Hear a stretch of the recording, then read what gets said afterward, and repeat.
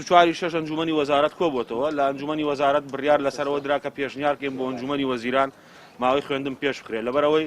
سیستمێک لە ساڵی 2009 لە ئەنجومەنی وەزیران دەرچوو کە پێوترێت سیستمی قوتابخانە بنەڕەتیەکان لەنا ئەو سیستمە تەحدیدی کردو دەسەڵاتی دا بۆ وەزارەتی پەروەردە لە دوای ناوەڕاستی مانجینەوە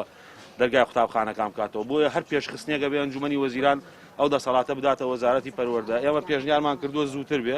بە جۆرەی قۆناغبەندی بۆی ماوەیەک دابنرێ بۆ قەرەبووکردنەوەی قوتابیان و خوێندکاران و